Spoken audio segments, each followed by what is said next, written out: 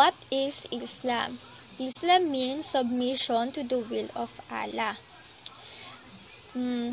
It means that the Muslims must try to live their daily lives showing faith in Allah. Kung sa Christian, ang sinasamba nila or pinapaniwalaan nilang creator ay si Jesus Christ, sa Muslim naman ay si Allah. Next, a person who practices Islam is known as a Muslim. Ang Muslim, nagdadasal sila 5 times a day facing a Mecca. Nagdadasal sila bago sumikat ang araw, sa tanghali, sa hapon, sunset, and then sa gabi. Nagdadasal sila sa Mecca. Ang Mecca, it is a holiest city sa western Saudi Arabia. Dahil doon pinanganak si Prophet Muhammad. Si Prophet Muhammad, siya yung founder ng Islam. Sa kanya nagmula ang relihiyong Islam. So, sa Mecca, only Muslims lang ang pwedeng makapasok doon. So, every Ramadan, during daylights, nagfa-fasting ang mga Muslim para pagbibigay pasalamat kay Allah sa mga biyayang natatanggap nila. And it's a reminder of the religious duty to help the less or those less fortunate. Ang mga Muslim, nagdo-donate din sila ng mga fixed portion ng mga sahod nila or income para sa community members nila na nangangailangan. Next, Islam shares its roots with Judaism and Christianity. The religion believes in divine revelation from a line of prophets that includes Abraham, Moses, Jesus, and ends with Muhammad. Jews, Christians, and Muslims all worship the same God. Muhammad, he or founder of Islam, saw himself as the last in a line of prophets that reached back through Jesus to Moses. And naniniwala din sila na sugo ng Diyos si Muhammad para ikalat ang salita ni Allah or salita ng Diyos. According to Islamic text and tradition, si Arkanghel Gabriel ay pumunta sa isang kuweba habang nagmeditating si Muhammad. Inutusan niya si Muhammad na i-recite ang word ni Allah. So, ang mga Muslim din, naniniwala sila na si Muhammad ay ipinagpatuloy yung pagtanggap ng mga revelations from Allah throughout the rest of his life.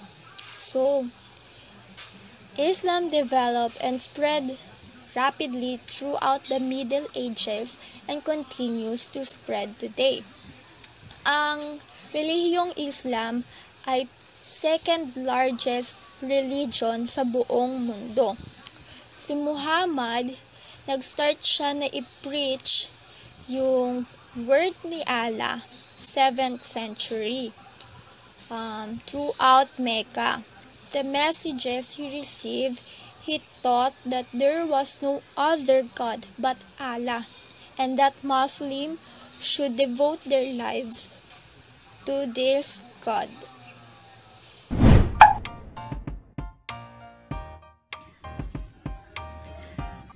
Islamic art encompasses the visual arts produced in the Islamic world.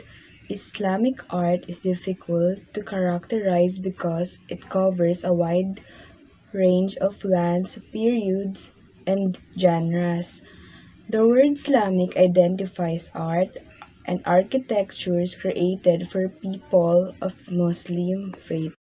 So, yung Islamic art, isa siyang uri ng modern at visual art na ginawa or nagmula sa mga Muslim.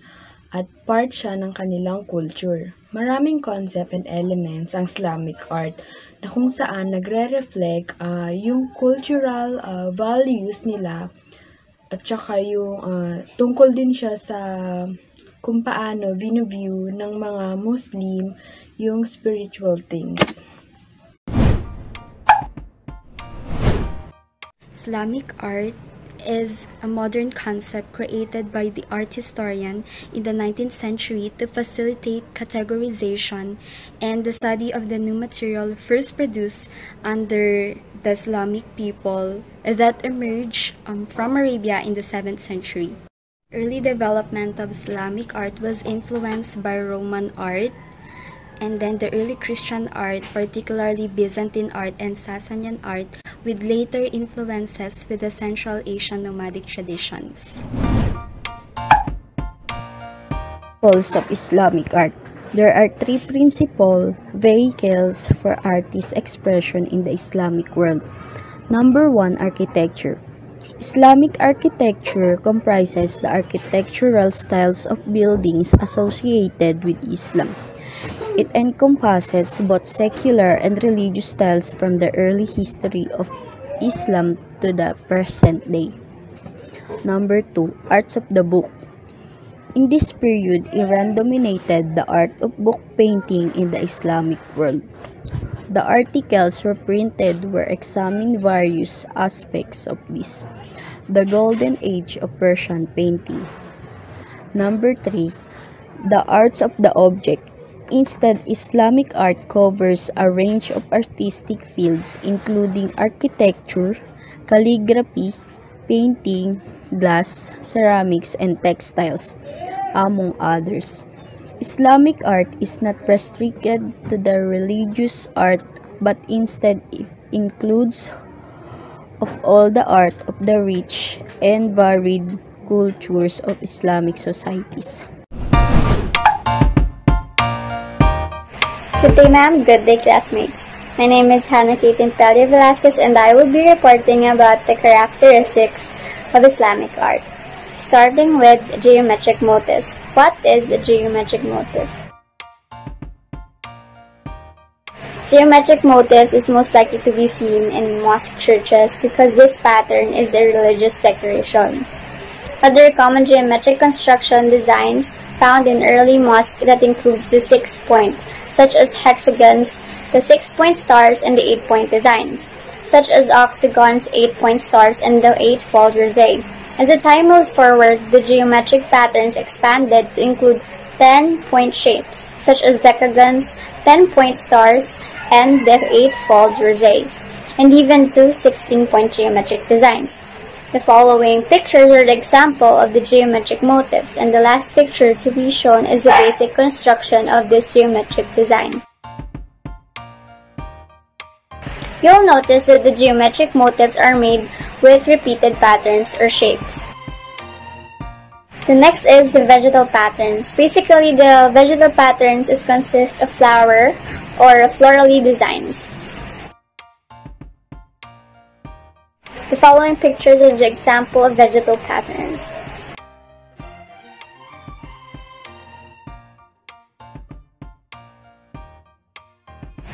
Third is calligraphy. Calligraphy is a visual art related to writing. It is a design and execution of the lettering with a broad-tipped instrument, brush, or other writing instrument. There are a lot of different calligraphies that you can surf or find in the internet. The following pictures are the examples of calligraphy that is most commonly used nowadays.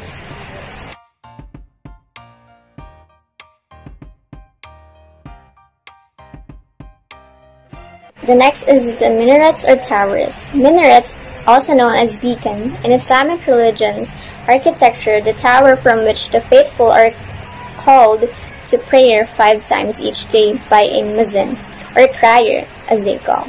Such a tower is always connected with mosque that has one or more balconies or open galleries. The following pictures to be shown are the examples of minarets.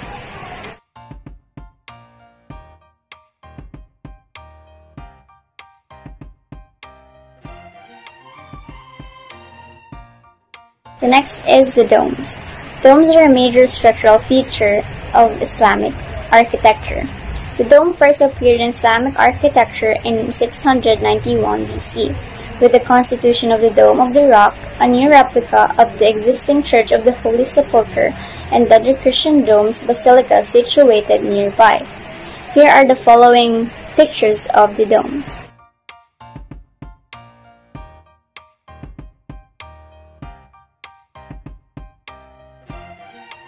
Last but not the least, fountain or water. Water also had an important religious role in the ablutions or purification ritual required before prayer in Islam. Early mosques were equipped with either a water basin or fountain. These water fountains are used for purification ritual required before prayer in Islam. The following pictures to be shown are the examples of these characteristics.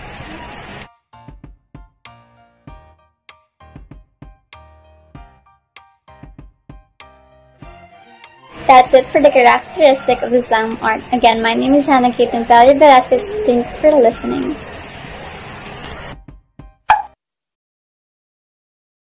Islamic art was known for the best paintings. Sari Manok is one of the best examples of Islamic art. Sari means assorted or various, and Manok means chicken.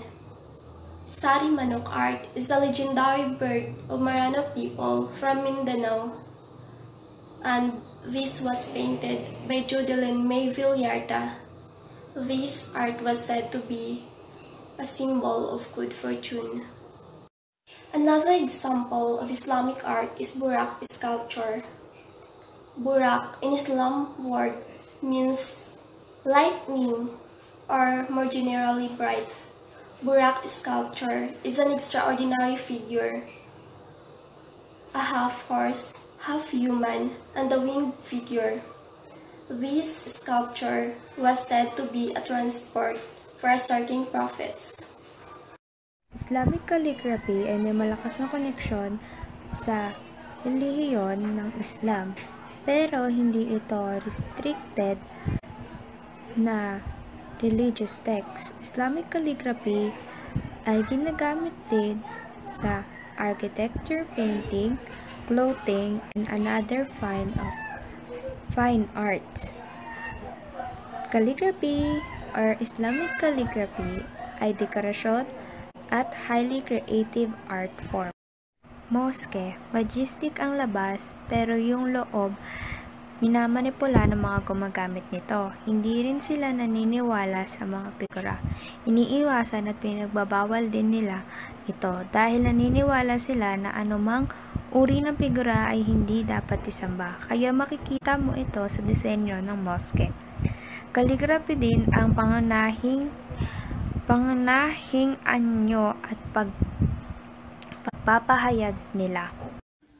So now, let's proceed to the examples. The first one is this. The only reminders of Filipino Muslim art inside mosques is the traditional art form known as okir. This art form is believed to be of Hindu and Chinese influences. The next one is batik. Clothing reflects the style and colors of their ethnic background, a design related to Islam that is used in the Philippines.